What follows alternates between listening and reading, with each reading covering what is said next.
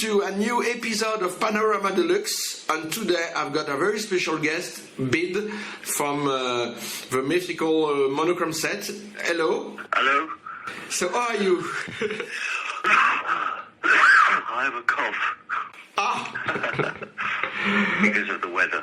Because of the weather. So,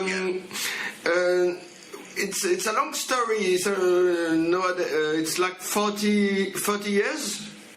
Yeah. That you get Monochrome Set going? Yeah. So the Monochrome Set started in January 1978, but we were leading up to the Monochrome Set about in 77.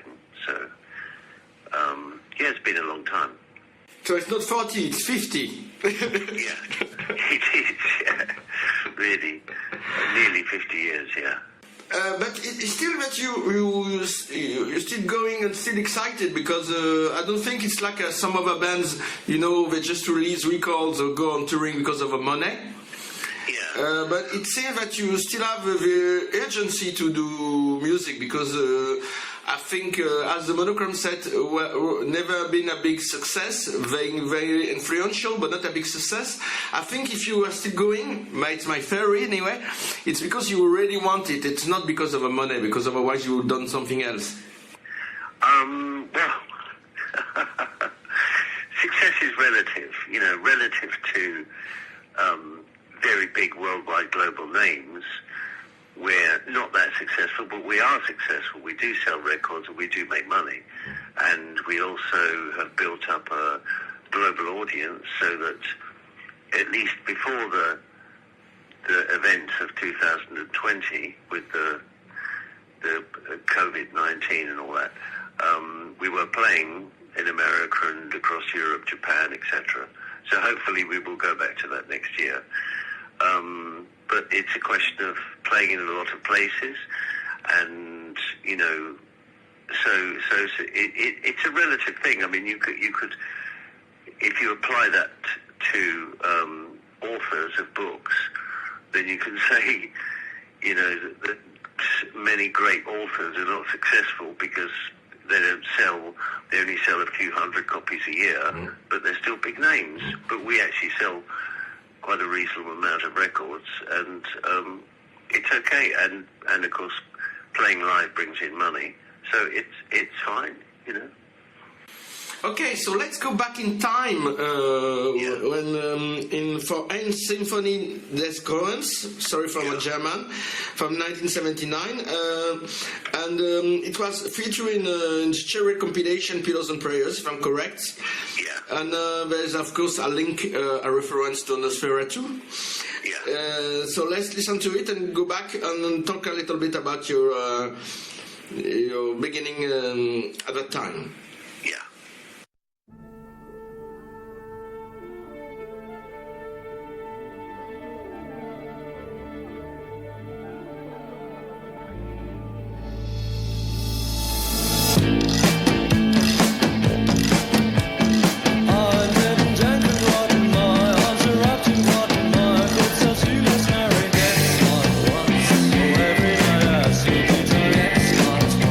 I had my skin out of the light.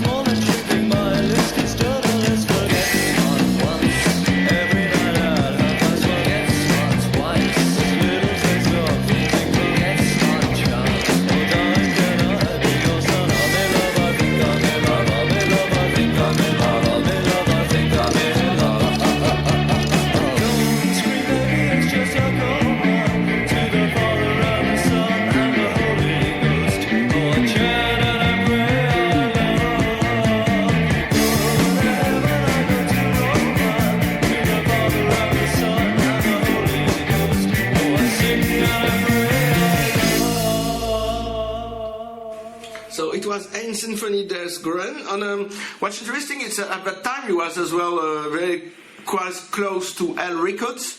I'm talking about that because there's a Mark Goodall, Bright Young Things book on Ventil from Germany, but the book is in English, so I recommend it to you read it. And you're not a center part of L Records, but it was quite important in a way because you make the music for the Would Be Good. You've been as well featured in one of the compilation on soundtracks.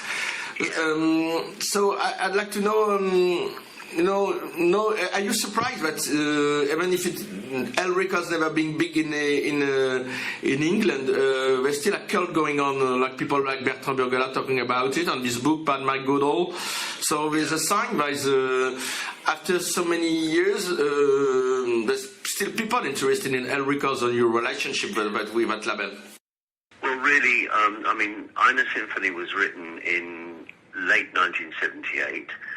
It's not the first song I wrote, but it's amongst the early period of songs. And I think L Records didn't really start up until the mid-80s. So there's quite a distance between the two. But after we signed to Cherry Red Records, and we left Cherry Red Records, and we went on to Warner Brothers and Disco Blur, which was a subsidiary of Warner Brothers. Then Mike always started L Records, and it was really a kind of it was a very good artistic pretension, if you like, and it was very influential within the music business for cleaning out certain other things and just presenting this strange fantasy. And it's important within culture. It's important. You get a lot of those things in culture where certain creative people go off and do things, and maybe the public doesn't hear about it, but it's within the actual section of culture itself. In the world of culture, is quite influential. So I just think that we were somehow relevant. We had a sort of core relevance to L, but we weren't really part of it. We had, by that time, I'd already taken a break from music, and I wasn't really actively involved in L Records. But, I mean, the reason why I mentioned the song Eine Symphony is because it was the first song I wrote where I didn't know what I was doing. So from a creative point of view, it was an important sort of step to me, because I still don't understand what the song is about now. So it was the first time that I just let things flow out of me. So from a personal point of view, it's an important record. Well, talking about importance and being influential, maybe you are tired about it, but when you look about people you did influence, they talk about the Smiths, Pulp on Divine Comedy, on Pulp and the Smiths got more success. So I make a link for Bertrand Burgala because he influenced Air, which are more well known than him internationally, and it's the same for you. So I remember an old interview saying that maybe some bands get influenced by other bands, but they make a more simple version of it, so it's the reason why we got success. So what do you think? Do you remember? I think, I don't see those bands as deliberately making something simple to be more commercial. That's what they naturally did. They made slightly simpler, or rather we made songs a bit too complicated, and because our songs were from one album to the other, we changed our sound, and that's not really a widely commercial thing to do. When you listen to a Smiths album, you get this one sound, and that one sound is replicated over a period of albums. So and if you're lucky that the audience like that one sound, then you become very successful. But there are an awful lot of bands that create this one sound that don't sell records. So it's luck, really. I mean, I'm not saying that they weren't very good. They were a very, very good band, but it was somewhat lucky that the audience liked it. But with us, it's more a question we just did what we wanted to do and we didn't think about the public at all. Mm-hmm. We just went ahead and did things, so it doesn't matter. As long as we sell records. I always say to people who are writers, if you really like what you do, just keep on doing it, because there are lots and lots and lots of people in the world, and there'll be enough people in the world to like what you do to keep you going. So you just got to make sure that as many people as possible hear what you do, because there'll be people in Finland and Italy and Spain who love what you do, and there'll be enough to keep you going as an artist. So I was never interested in being a global superstar or anything like that.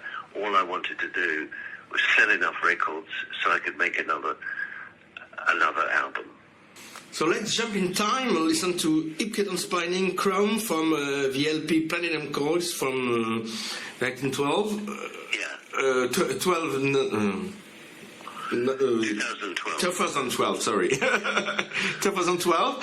And I've got some question about it after that. Let's listen to it. 20 milligrams of silence pumping in my vein, and I am flying. I have seen your face before. Can you tell me if I'm dying? If I'm not, please roll another cigarette. 4 sharp needles in my left arm, 2 blunts in my right, and I am screaming. I have heard your voice before. Can you tell me if I'm dreaming? If I'm not, please tell that fly to go away. Hey, there's a kitten on my hip, and it's going on a trip up the river to my head, where it's purring. There's a kitten in my vein, and it's swimming to my brain, and it's spinning out the pain. Am I slurring? 7 figured shades of pensive worry at my feet, and I am smiling. I've not seen this place before. Intensive, am I lying? If it's not what all those bodies passing by. Hi, there's a kitten on my hip, and it's going on a trip up the river to my head, where it's purring. There's a kitten in my vein, and it's swimming to my brain, and it's spinning out the pain. Am I slurring?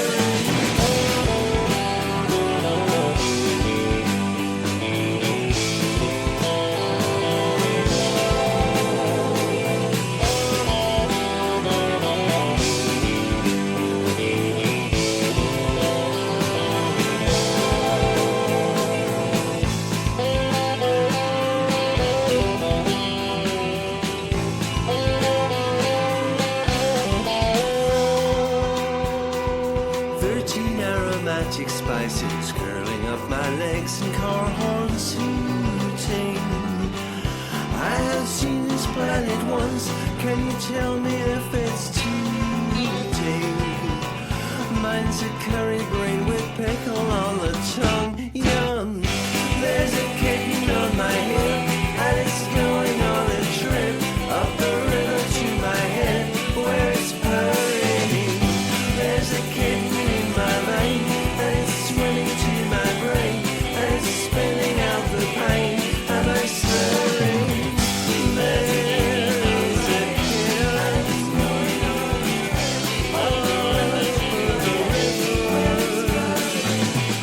There's a kitten all over the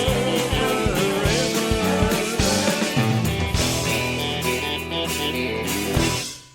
So it was like a little bit more than 15 years ago, but it was the comeback of Monochrome Set.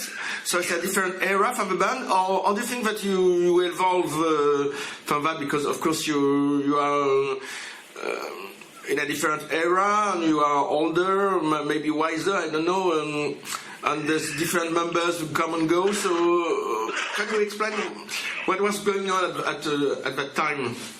The reason why I chose that song is because it was just after I had my stroke.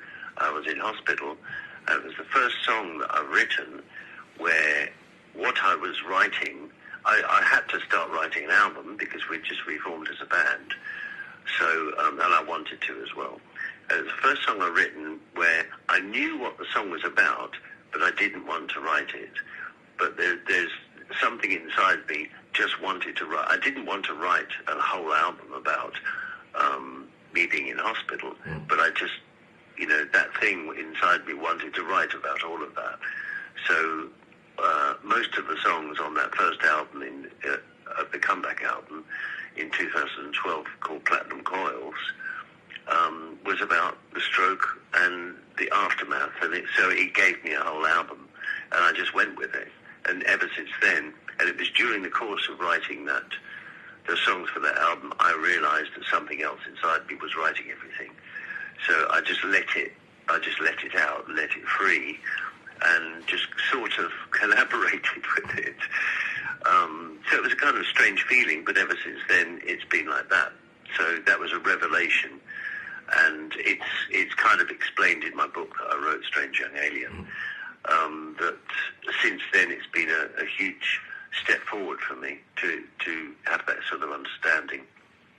Talking about understanding, are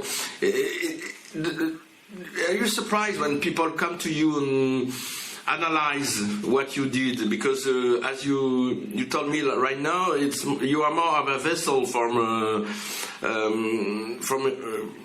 inspiration that comes from other places, and it's not intellectualized. But when you see people intellectualizing and try to make sense of everything, how do you look to that? That's kind of understandable. It's like when you buy a book, and it's a strange, complicated book, and you have in certain releases of certain books, you have a lot of notes at the end of the book, or even annotations during the course of the book, trying to explain what someone means. Like there's the annotated Alice in Wonderland, and then a lot of notes to do with Jean Ray, the Belgian author. Yes, Harry Dixon, yeah. Yeah, and there's a lot of notes to do with when they release it in English translation.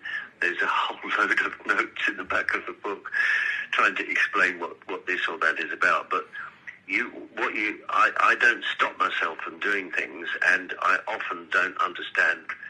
I do understand what the song is about, but I don't understand where it's come from and why I've written it. I just let it be written. So when people analyze it, I mean, I alter what comes out just purely because as a technician, as an editor of what comes out, I put nicer words in it. I think of a nicer way of saying something. But what is said comes from deep within inside me, and I have no connection with it. So I can't control it. It just comes out. So people then analyze what I mean, and maybe their analysis is correct. Maybe I've misunderstood what's come out. That happens quite frequently, that I've written something and I think it's about this, but someone else says, no, I think it's about something completely different. And that, to me, is totally valid. So I'm quite happy. I don't stop them because maybe they're right. As an artist, you don't always know the meaning of what you've just done, I think. Definitely, and now we are in 2026, and there's a new album called Lotus Bridge. We'll listen to an extract of it and go back because I've got a question about that forthcoming album. Yeah. So let's listen to it.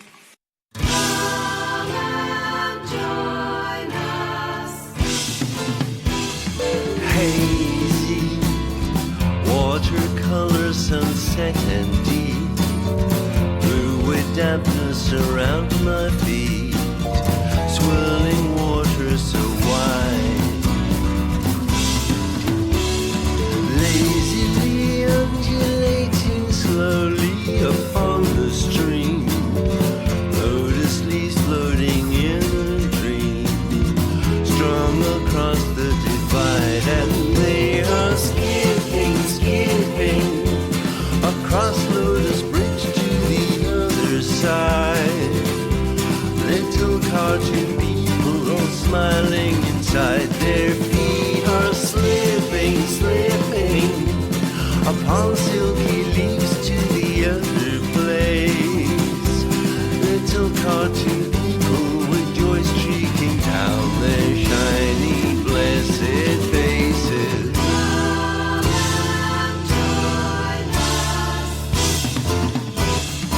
Wearing upon this pontoon barefoot I tread, hypnotic melodies in my head pull me over the leaves. Pirouetting across the bridge in the setting sun, caught up in the forgetful fun, water drenching my sleeves, and I am skating, skating across Lotus Bridge to the other side. Two small cartoon people like glassily slide, and they are waiting, waiting upon the green banks of the other place. Little cartoon people with joy lighting up their shiny, blessed faces. Dance on the lotus around and around, turn like a flying pinwheel. Dance on the lotus around and around, spinning it's all so unreal.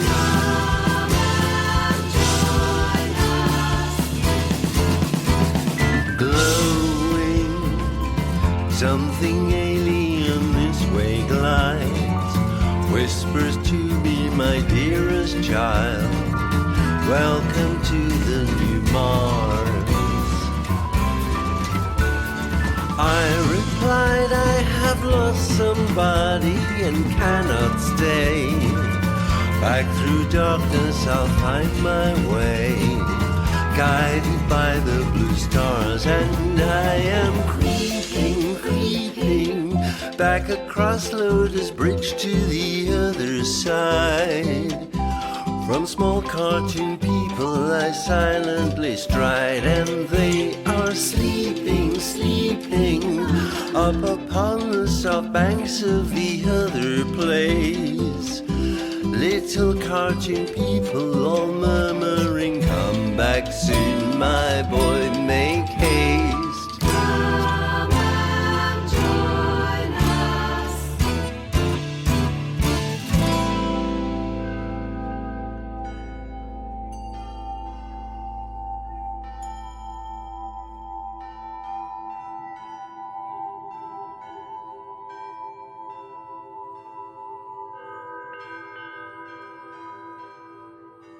So it was Lotus Bridge from the same title album, and I would like to know what was the main thing about this album. But if you have to, without listening to it, to explain what was in your mind, why Lotus Bridge? that particular song was a description of a dream that I had in early 2025 or late 2024, and I remembered it exactly. And at the time that I had the dream, I didn't think that it was going to lead to a song or anything, but later in the year I started writing a long piece of poetry. I started writing the lyrics to Lotus Bridge, and that's the lyrics of that song are pretty much exactly describe what happened in the course of the dream, but it's done in a sort of poetic way. And then I started writing a whole load of other lyrics, sort of like a very, very long epic poem, but it was done in different sections. And as I was writing it, it seemed to me that I was writing a whole album, but in different parts. So all of the songs on the album derive from Lotus Bridge. Mm. So Lotus Bridge is me crossing a river which, on a bridge which is made completely of lotus leaves. And I get to the other side, and I'm welcomed to a new world, and I'm not so sure about it. So I recross the bridge and I go back and try to find my partner, and maybe talk to her about it. And so as I go towards to meet her, I encounter a whole load of other creatures, and all of these encounters are all of the other songs on the album. And at the end of the album, I finally meet her, and then it's left indeterminate as to whether we go back to the bridge and cross. It's a little bit like life at the moment, you know. Mm-hmm. So do you stay where you are in this horrible world, or do you go somewhere new? And we might see that later this year, to see whether there is something new coming. And that's really it, you know. I kind of knew exactly what I was writing throughout the album.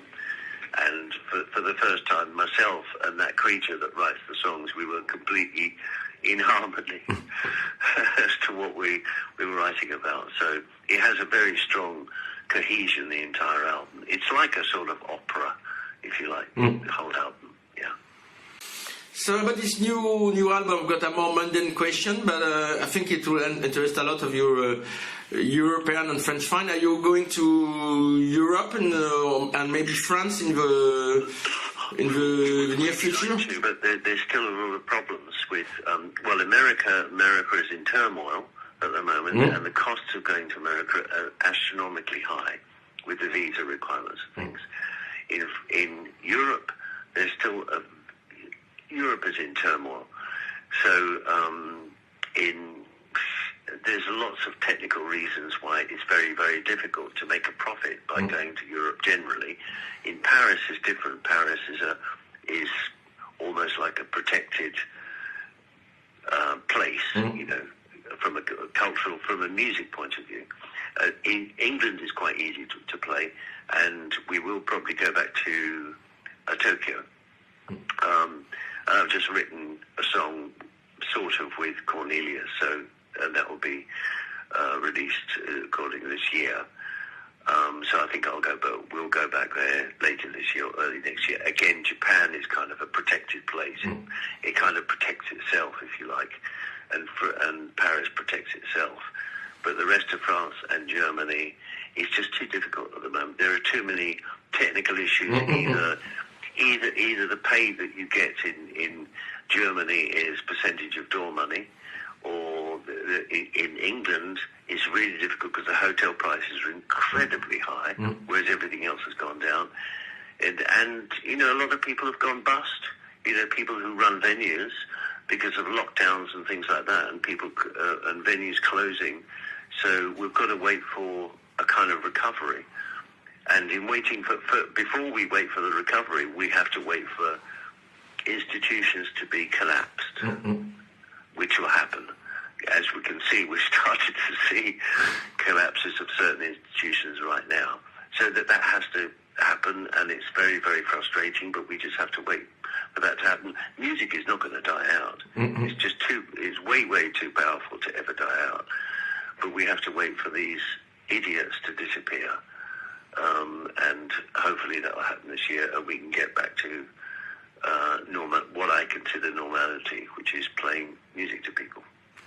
But you talk about mentioned Paris, so maybe this year or next year we may see you in Paris. Maybe. Yeah, I hope later this year, maybe in the same place that we play. I can't remember the name of the venue now. The place near the train lines. I hope so. Because it just, I'd love to play, you know, a lot of other cities in France, but it's just difficult. I mean, we also have a lot of fans in Italy, but we can't play Italy at all because there's too many bad people in the way. So, you know, playing in Stockholm, going back to Sweden, and as I said, playing in Germany. And it's just not possible. We have a lot of fans in Moscow, and it's just...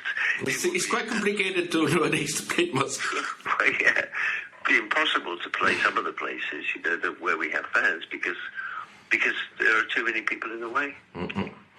Yeah.